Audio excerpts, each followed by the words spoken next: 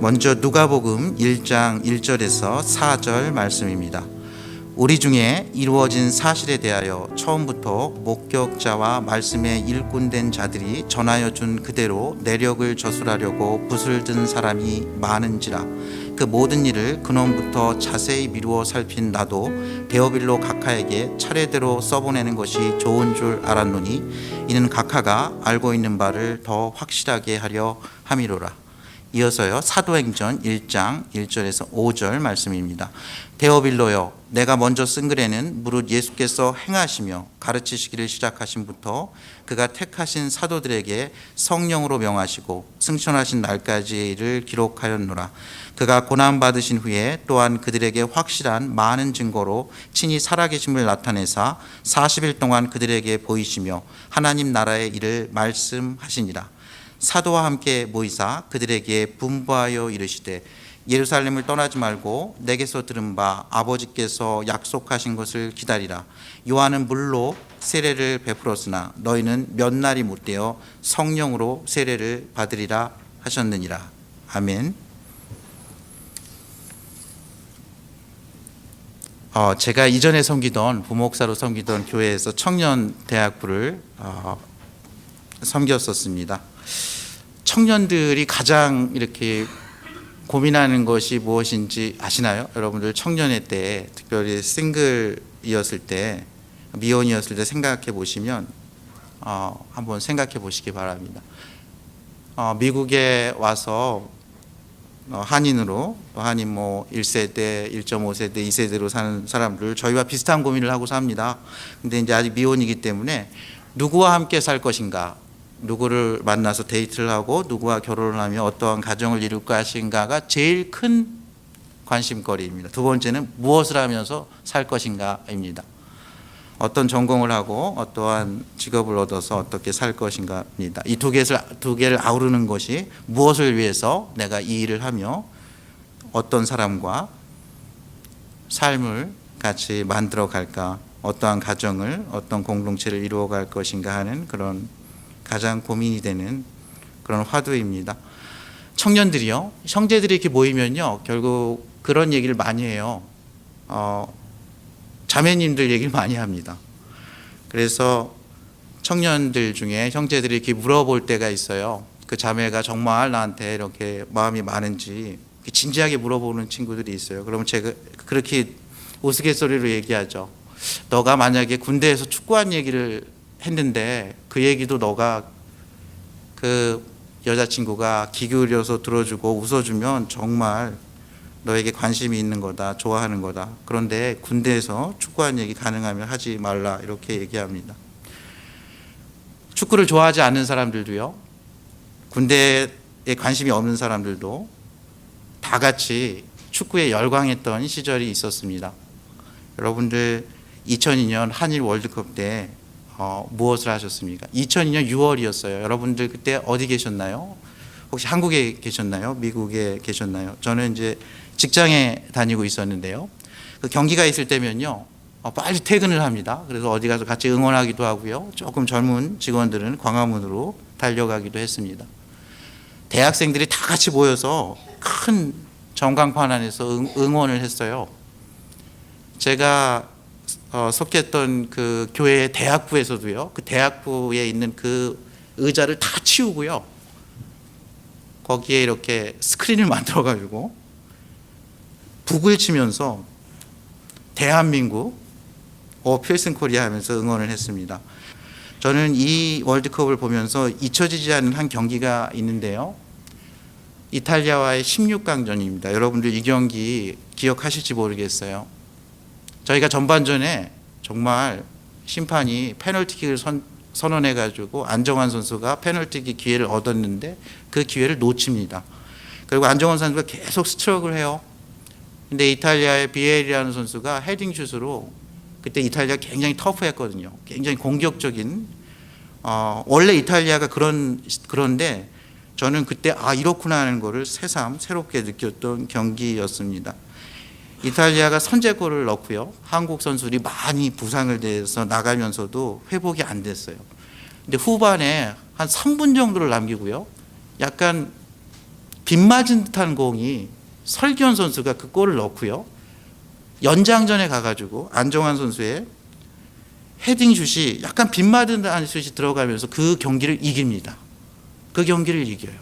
그리고 스페인전에서 승부차기에서 이기고요. 4강전에 그런 신화와 같은 이야기를 히딩크 감독과 함께 태극전사들이 이끈 그 경기예요. 전반전을 보면 후반전이 더 이해가 되는 경기입니다. 후반전을 이해하기 위해선 그 극적인 드라마를 이해하기 위해선 전반전을 이해해야 되는 경기예요. 오늘 말씀은요. 의사였던 누가가 그의 붓을 들어서 쓴 두 편의 하나님의 말씀의 서론격입니다. 누가는요. 붓을 들어서 먼저 누가복음을 기록했습니다. 그리고 이어서 사도행전을 기록했어요. 저희가 시간이 다 있다면 전반전과 후반전을 다 보아야 합니다. 저희는 하나만 봐서는 그 전체 이야기를 알 수가 없어요. 전반전은요. 누가는 이렇게 기록하고 있습니다. 우리 중에 이루어진 사실에 대하여 처음부터 목격자와 말씀에 일꾼된 자들이 전하여 준 그대로 내력을 저술하려고 붓을 든 사람이 많은지라. 그 모든 일을 근원부터 자세히 미루어 살핀 나도 데오빌로 각하에게 차례대로 써보내는 것이 좋은 줄 알았노니 이는 각하가 알고 있는 바를 더 확실하게 하려 함이로라. 여러분들 이 문장을 보면요. 성경에 나오는 66권하고 완전히 다른 문장이에요. 이 문장은요. 헬라어로 한 문장으로 되어 있습니다. 그리고 앞에 헬라어 5단어가요. 누가만 쓰는 단어로 되어 있어요. 마치 학술 세미나에서 발표하는 논문의 서론처럼 되어 있습니다. 이게 굉장히 고급스러운 아주 유식한 그런 헬라어로 되어 있어요. 의사였던 누가가 탁월했음을 알 수 있습니다. 영국의 웨스트민스터 채플에서 오랫동안 신무했던 마틴 로이드 존스 목사님은요. 젊었을 때 영국 국립의 왕실 의사였습니다. 그는 하나님의 부르심을 받고 육체의 치료자가 아닌 영혼의 치료자로 부름을 받습니다. 마틴 로이드 존스 목사님이 하신 요한일서 강해나 로마서 강해를 보면요. 뭔가 다릅니다. 이 누가복음과 사도행전이 뭔가 달라요. 굉장히 체계적인 글이에요. 그리고 누가는요. 성경의 66권의 저자 중에 유일하게 헬라인입니다. 유일하게 이방인이에요. 유대인들은 그런 생각을 갖고 있었어요. 우리는 하나님이 선택한 민족이다. 그래서 하나님을 당연시했습니다. 하나님이 특별히 사랑하는 민족이라고 생각했어요. 그리고 다른 모든 족속은 기타 이방인입니다. 그들이 아무리 뛰어난 학술을 가지고 있건 철학을 가지고 있건 과학을 가지고 있건 아무리 훌륭한 생각을 갖고 있어도 그들은 이방인이에요. 하나님의 은혜에 밖에 있는 사람들이라고 생각을 했어요. 헬라인이었던 이 누가는요. 오늘 붓을 들어가지고요. 헬라인인 데오빌로 각하에게 글을 쓰고 있는 겁니다. 여러분들 저희는 오랫동안 저희가 모태신앙이거나 이 교회 안에서 오래 있으면 저희가 마치 영적인 유대인이라는 그런 착각을 할 수가 있어요. 하나님이 선택했고 사랑했고 하나님의 말씀을 가까이 하고 하나님을 당연시하고 그러나 보통의 세상은요. 그냥 저희가 믿는 그 하나님은요. 그냥 팔레스타인의 유목민족이 섬기는 그런 신입니다. 그런 시대였어요. 그런 로마 식민지 시대에 데오빌로 각하라는 사람에게 데오빌로 각하가 이해할 수 있는 언어로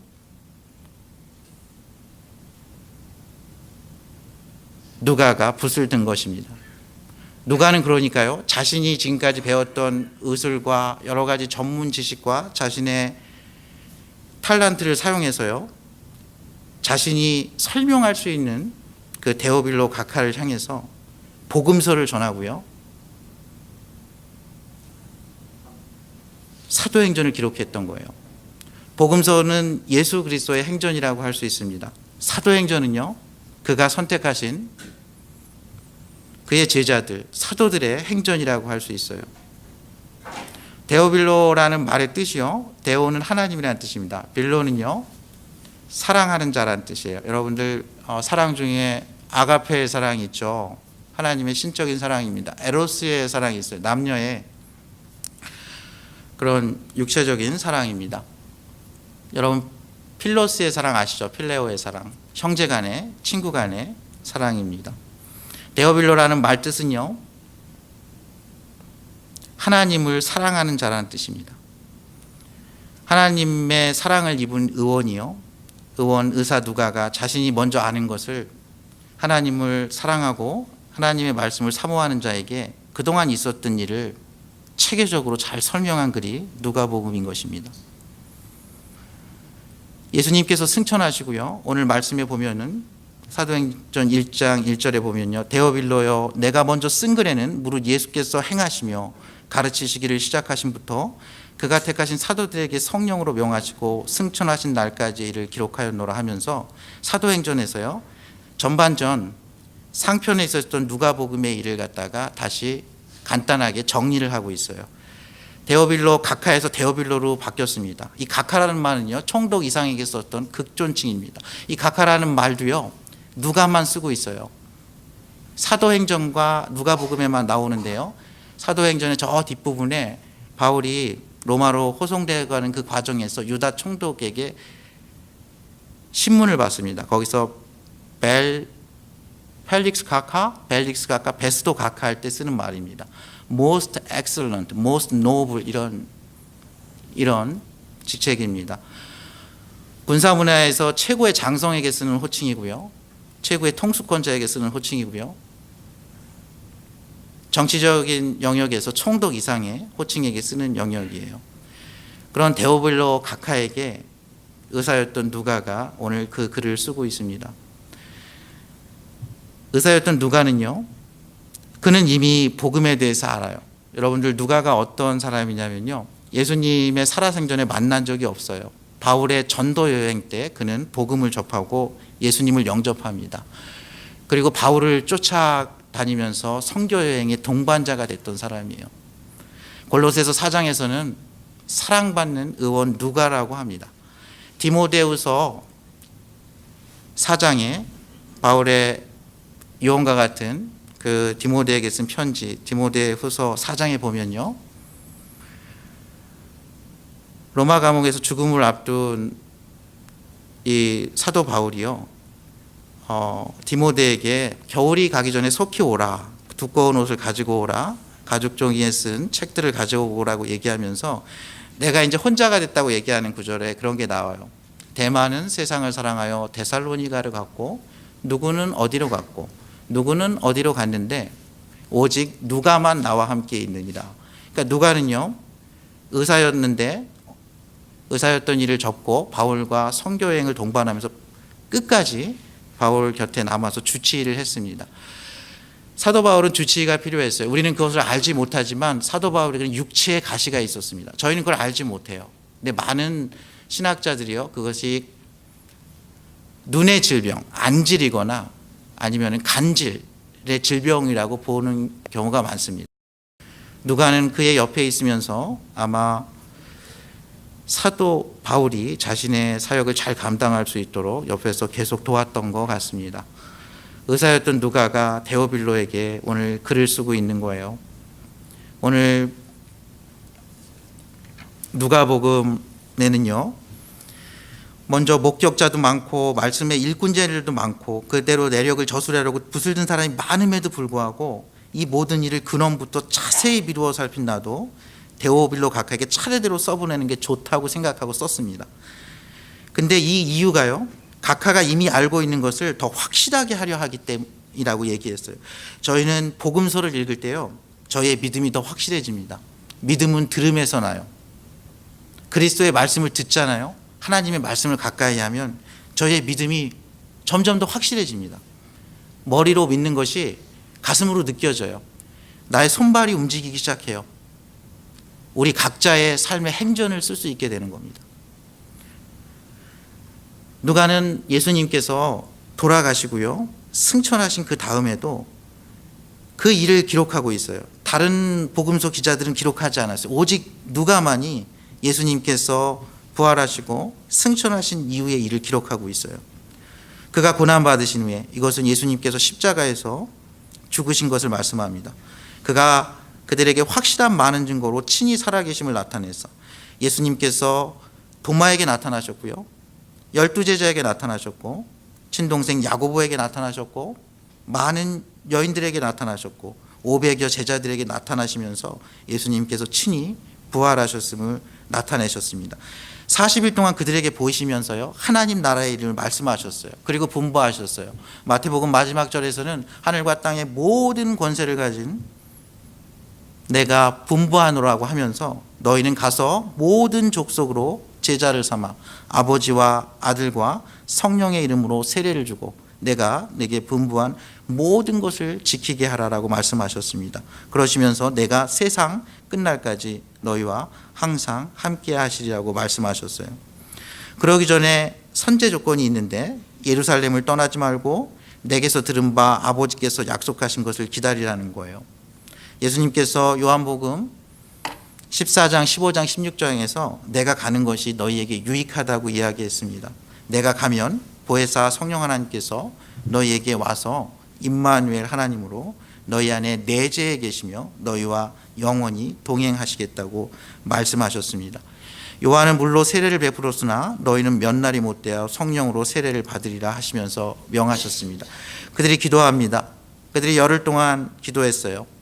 오순절 성령 강림이 마가 요한의 다락방에 임했습니다. 사도행전 2장입니다. 예수님을 3번 부인했던 베드로가요, 그날 설교를 합니다. 3,000명이 돌아와요. 베드로와 야고보와 요한이요, 성전 미문에서 안진뱅이를 일으킵니다. 그들을 잡아 죽이려고 하는 대제사장과 종교 지도자들의 그 박해에도 불구하고 담대하게 복음을 선포해요. 베드로가 복음을 담대하게 선포합니다. 회심한 사도 바울이 복음을 담대하게 선포해요. 그리고 사도행전은요, 이렇게 끝나요. 사도행전 마지막 부분은요, 뭔가 끝나지 않은 것처럼 끝납니다. 이야기가 맞춰지지 않은 것처럼 끝나요. 바울이 로마 감옥에서 갇혀 있는데 이렇게 끝나고 있어요. 바울이 온 이태를 자기 셋집에 머물면서 자기에게 오는 사람을 다 영접하고 하나님의 나라를 전파하며 주 예수 그리스도에 관한 모든 것을 담대하게 거침없이 가르치더라. 이렇게 끝나요. 바울이 2년 동안 셋집에 머물면서 이것은 감금되어 있는 상태를 이야기합니다. 자기에게 오는 사람, 자기가 나아갈 수는 없지만 자기에게 오는 사람을 다 영접하고 하나님의 나라를 전파했다는 거예요. 주 예수의 그리스도에 관한 것을 담대하게 거침없이 가르쳤다는 거예요. 바울이요, 그 복음서를 전했다는 거예요. 여러분들 누가복음을 보면요, 너무 놀랐습니다. 그 표현이나 이런 게 너무 놀라워요. 너무 유창합니다. 학식 있는 사람이 쓴 게 보여요. 그리고 여러분 누가복음과 사도행전이요, 성경의 기자 중에 유일한 이방인이지만 그 양은 굉장히 깁니다. 이 양이 얼마나 기냐면 사도 바울의 13가지 서신서보다 더 길어요. 누가복음 24장까지 있습니다. 사도행전 28장까지 있어요. 그 길이가 가장 길어요. 누가복음 1장은 또 80절까지 있어요. 굉장히 긴 성경입니다. 누가는 이 수고를 아끼지 않았던 거예요. 자신이 알고 있는 지식을 통해서 데오빌로가 이해할 수 있는 언어로 데오빌레어의 언어와 문화와 역사적 관점을, 세계관을 갖고 복음서를 다시 쓴 겁니다. 복음서를 다시 쓴 거예요. 저희랑 다른 세대에 접근할 때 저희는 물들면 안 되지만 그 문화를 이해하고 그 안에 들어가야 합니다. 조금 어려운 말로 저희가 누군가에게 복음을 전하고요, 누군가에게 예수님의 사랑을 전하고요, 하나님의 말씀을 전하려고 하려면 그 사람의 신발을 신어야 돼요. 그것을 영어로요, contextualization이라고 합니다. Not compromise, but contextualization. 누가는요, 데오빌로 각하의 그 신발을 신고 데오빌로 각하가 이해할 수 있는 언어로 다시 한번 복음을 쓴 거예요. 그래서 누가의 복음서에는 이렇게 돼 있어요. 그때 총독이 누구였다, 아우구스투스가 총독이었다, 이렇게 돼 있어요. 그 글을 쓰는데 다른 사람들은 그렇게 쓰지 않았어요. 아브라함과 다윗과 그의 자손 예수 그리스도의 세계라, 이렇게 유대인들의 언어로 썼어요. 아브라함을 알고 다윗을 알기 때문에. 근데 이 누가는 그렇게 쓰지 않은 거예요. 그때 총독이 누구였다 이렇게 쓰는 거예요. 그때 고르바초프가 소련 공산당 서기였고 다음이 보리스 엘친이었다. 그때 개방과 개혁 운동이 일어나서 소련이 자유의 물결, 그 개방의 물결 가운데 소비에트 연방이 해체되었다. 이런 식으로 쓰는 거예요. 우리가 알 수 있는, 일반 사람들이 알 수 있는 언어로 쓰는 겁니다. 그렇게 다시 썼어요. 여러분들 그 사랑을 어떻게 생각하십니까? 여러분들 글은 말과 다르죠. 아마 데오빌로 각하가 말을 통해서 예수님께서 어떻게 이 세상에 오셨고 그 이전에 세례요한이 와서 그 앞길을 닫고 어떻게 말씀하시고 어떻게 죽은 자를 살리시고 어떻게 귀신을 내쫓고 어떻게 병든 자를 살리시고 십자가에서 죽으시고 3일 만에 부활하셔서 제자들을 만나고 지상 대명령을 주시고 다시 성령을 기다리라고 하시고 오순절 그날 성령이 임해서 성령 충만한 사도들이 예루살렘과 온 유대와 땅끝까지 이르러 복음의 증인이 된 그 사건에 대해서 조금씩 들었을 거예요. 그런데 누가는요, 오직 데오빌로 그 한 사람을 위해서, 데오빌로 그 각각 한 사람의 믿음을 더 확실하게 하기 위해서 지금 성경 중에 가장 긴 2개의 책을 상하권으로 쓰고 있습니다. 전반전에 예수 그리스도의 행전, 후반전에 사도들의, 그의 제자들의 행전, 그리고 그 행전이 끝나지 않은 것처럼 쓰고 있어요. 사실 이 이야기는요, 그 앞의 이야기부터 연결이 됩니다. 하나님께서 세상을 창조하시고 아브라함을 부르시고 아브라함을 통해서 세상 만물을, 세상 만민을 축복하신다 그랬어요. 여자의 후손을 통해서 뱀의 후손을 친다 그랬어요. 다윗과 약속하신 그 언약은요, 영원히 계속된다고 했어요. 한 아이가 태어나는데 그 아이는 기묘자요 모사요, 전능하신 하나님이요, 영존하신 아버지요, 평강의 왕이 돼서 이후 동안 모든 정사와 통치권을 갖고 세상을 다스릴 거라고 얘기하셨어요. 누가복음의 처음 시작이요, 그겁니다. 우리에게 이루어진 사실, 구약에서 약속하신 그 메시아가 오셨다는 말씀을 누가복음에서 전하고 있어요. 오시리라고 하는 그 성령 하나님의 사역을 사도행전에서 전하고 있어요. 그리고 이 일이 계속돼서 다시 오시리라고 한 그 예수 그리스도의 재림에 대해서 이야기하고 있는 것입니다. 저희는 이 글을 잘 보면요, 누가복음은 구약의 성취인 것을 알 수 있어요. 구약 성경에서 오시리라고 한 그 메시아가 오셔서 우리를 모든 죄와 사망에서 건져낸 것을 알 수 있습니다. 사도행전은요, 예수님께서 승천하시고 그 이루어진 일임을 알 수 있어요. 저희는 이 누가복음과 사도행전을 통해서요, 이러한 교훈을 얻길 원합니다. 여러분들에게 데오빌로가 있으신가요? 여러분들에게 데오빌로가 있으신지 모르겠습니다. 여러분들이 복음을, 그 사람의 신발을 신고 예수님이 어떻게 이 땅에 오셨으며 어떻게 우리를 사랑하셨으며 어떻게 죽으셨으며 무엇을 위해서 죽으셨고 죽음 이후에 우리에게 부탁하신 일이 무엇인지, 우리가 그 일을 능히 행할 수 있도록 하나님께서 친히 성령의 능력으로 우리에게 물 붓듯이 부어주셔서 저희가 그 복음에 증인된 삶, 그 복음에 걸맞는 삶, 그 복음에 합당한 삶을 살 수 있도록 다시 복음 앞에 서게 하는 여러분들에게 데오빌로가 있는지 묻고 싶습니다. 또한 여러분들에게 누가와 같은 마음이 있는지 묻고 싶어요. 누가는 굉장히 선택받은 사람이죠. 그때나 지금이나 메디컬 닥터는요, 아무나 할 수 있는 직업은 아니에요. 그리고 그때는 더 합니다. 그때는 의과대학이 지금만큼 많지 않았어요.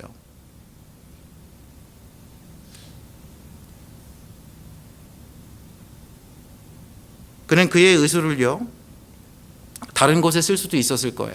그런데 그는 바울의 선교 여행의 동반자가 됩니다. 끝까지 바울과 동역을 하죠. 그에게 많은 재능과 기회가 있었지만 그는 자신을 위해서 이 땅에 오셔서 자신에게 생명을 내어주신 그 그리스도 예수, 그 사랑을 전해준 그 그리스도 예수, 삶에 좀 더 본질적인 의미, 영원한 의미를 준 그 예수 그리스도의 복음을 전하는데 그의 삶을 내어드린 것입니다. 이 글을 쓴 시기는요, 사도 바울이 가이사랴 감옥에 갇혀 있었을 시기라고 생각합니다. 그 감옥에 갇혀 있을 때 그는 붓을 들어서 데오빌로 가카에게 하나님을 사모하는 이 한 사람을 위해서 차례대로 써보내는 겁니다. 차례대로라는 말은요, 시간의 순서대로 그 이상의 의미가 있습니다. 논리의 순서대로라는 거예요. 여러분들 누가복음과 사도행전을 읽어보면요, 논리가 정연합니다. 아주 정연해요. 기본적으로는 시간의 순서대로 되어 있어요. 여러분들의 복음이 정말 이렇게 체계를 잡을 수 있도록 누가복음이 써 있어요. 사도행전은요, 과연 이런 복음을 받은 우리가 어떻게 살 것인가에 대한 게 나와 있어요. 아, 내가 복음을 받았구나, 감사하다가 끝이 아니라 하나님께서 그곳에서 미션을 주세요. 열방의 빛으로 세상의 소금으로 살아가는 그 미션을 주시고요, 또 그 미션을 이룰 수 있는 비결을 알려주세요. 성령을 보내주십니다. 그래서 사도행전은요, 사도행전이라는 말로 쓰지 않습니까? 저희가 Acts of Apostles 이렇게 쓰는데요, 그 말은 보내심을 받은 사람들의 이야기라는 뜻입니다. 그러나 별명이 많이 있어요. Acts of the Holy Spirit입니다. 성령 하나님의 이야기라는 말이 있습니다. 성령이 임해서 성령의 사람들을 쓰셔서 예루살렘과 온 유대와 사마리아와 그 당시 땅끝까지 복음이 전파되는 그 이야기라는 이야기입니다. 이 말씀은요, 또 Acts of the Word of God이라는 뜻이 있어요. 하나님의 말씀 행전이라는 거예요. 성령은 하나님의 말씀과 함께 갑니다. 하나님의 말씀을 벗어난 성령은요, 하나님의 자기 모순에 빠지는 거예요. 바르지 않은 경우가 많습니다. 하나님의 성령은요, 하나님의 말씀과 함께 갑니다. 그래서 하나님의 말씀의 별명이 성령의 검인 것입니다. 누가복음에 사도라는 말이 47번 나온다고 합니다. 성령이라는 말이 49번 나온대요. 하나님의 말씀이 흥황하게 전파되어 갔다는 말씀이 60번 나온다고 합니다. 사도행전은 28장에서 끝나지만요, 누가복음을 자세히 이해해서 하나님의 복음을 이해한 사람, 사도행전을 읽고 하나님의 뜻을 발견하고 하나님께서 그 일을 행할 수 있는 그 능력, 그 홀리 스피릿, 그 성령의 능력을 받은 사람은요, 자신의 사도행전을 쓸 수 있습니다. 이것은 전반전 후반전의 이야기가 아니에요. 이것은 어떻게 보면 구약에서 이야기했던 그가 시즌 1이라면, 복음서에서 이야기하는 것이 시즌 2라면, 사도들과 그의 제자들이 성령의 능력으로 이루는 게 시즌 3라면, 오고 오는 모든 세대가 그 시즌을 이어가서 저희는 저희의 시즌을 맞이하는 것입니다. 하나님은 저희의 이야기를 기다리고 있어요. 저희의 에피소드를 기다리고 있습니다. 그 에피소드로 가기 위해서는요, 복음에 대한 이해가 있어야 돼요. 다시 복음 앞에 서야 합니다. 예수 그리스도의 그 성육신의 은혜를 알아야 돼요. 예수 그리스도의 그 십자가의 은혜를 알아야 돼요. 내가 다시 만난 그 순간, 나에게 사랑을 알게 하시고 나에게 생명을 주시고 영원하고 풍성한 삶의 길로 인도한 그 순간이 있어야 돼요. 부활하신 예수 그리스도를 만나야 합니다. 다시 오실 예수 그리스도를 기대하면서 동시에 성령의 충만함을 위해서 기도해야 돼요. 성령의 충만함 없이는요, 하나님의 미션을 저희는 이루어갈 수가 없습니다. 그것을 잘 깨닫기도 어려운 것이 저희의 형편인 것입니다. 어제요, 전 교회에서 제가 청년대학부 잠시 섬길 때 청년부 회장으로 섬겼던 친구가 한국에서 결혼을 한다고 하면서 결혼식 사진을 쭉 보내왔습니다. 그리고 전에 보냈었는데 청첩장, 요즘 이제 이렇게 모바일로도 많이 보낼 수 있잖아요. 다시 한번 보내왔어요. 거기 이렇게 되어 있습니다. 하나님의 사랑으로 저희 두 사람이 만나 이제 하나의 길을 같이 걸어가고자 합니다. 이 뜻깊은 시작의 순간을 함께 해주신다면 더 없는 기쁨이 될 것입니다. 하나님의 사랑을 아는 의사였던 누가와 각하라는 호칭을 받는 데오빌로가 만났어요. 그들은 데오빌로는 이 책을 쓰는 동안 누가를 후원했던 걸로 알려집니다. 이 데오빌로 각하의 후원을 통해서 누가복음과 사도행전이 기록이 되었어요.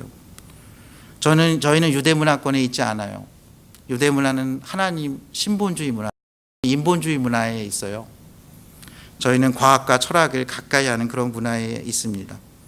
누가복음과 사도행전을 통해서요, 이 두 사람의 만남을 통해서 저희는 다시 복음서 앞에 저희의 언어로 설 수 있게 되었습니다. 사도행전 앞에 하나님의 역사가 어떻게 펼쳐지는지를 알게 되었습니다. 여러분들은 누가가 될 수 있습니다. 먼저 여러분들은 누가가 되기 이전에 데오빌로가 되어야 합니다. 데오빌로는 하나님을 사모하는 자예요. 하나님을 사랑하는 자예요. 불교에 이런 말이 있어요. 선생이 준비되면, 스승이 준비되면 제자가 따른다는 말이 있습니다. 반대말도 있습니다. 제자가 준비되면 스승이 나타난다는 말도 있어요. 이들은 엎치락뒤치락 했을 거예요. 아마 데오빌로가 가지고 있는 것들이 그의 재능과 자원이 훨씬 더 많았을지도 모르겠어요. 누가가 가지고 있는 그것과 데오빌로가 가지고 있는 그것이 하나님의 사랑 가운데, 은혜 가운데 만나서 저희는 누가복음과 사도행전을 맞이하고 있습니다. 이 성탄의 절기예요. 저희는 누가복음 말씀을 함께 묵상할 것입니다. 정말 자세히 기록되어 있어요. 세례요한이 어떻게 왔는지, 마리아가 어떻게 노래를 불렀는지, 세례요한의 아버지가 어떻게 노래를 했는지 자세히 기록되어 있습니다. 하나님의 말씀을 읽으시면서 다시 복음 앞에 서시기 바랍니다. 하나님을 감격적으로 만났던 그 순간이 있으시다면 그때의 감격, 여러분을 생명으로 인도하시고 사랑으로 인도하시고 진리로 인도하셨던 그 감격에 젖으시는 성탄 시즌 되시기 바랍니다. 여러분에게 삶에 목적을 주시고 사명을 주신 그런 순간이 있다면 그것을 다시 회복시키시고 성령의 충만함을 구하는 그러한 성탄 절기 되시기 바랍니다. 하나님께서는요, 오고 오는 모든 세대에 데오빌로와 같은 사람, 누가와 같은 사람을 통해서 그의 이야기를 계속 써나가고 계십니다. 하나님은 결코 실패하지 않으십니다. 저와 여러분의 삶이 하나님의 그런 놀라운 은혜와 축복이 함께 하시기를 주님의 이름으로 축원합니다. 함께 기도하시겠습니다.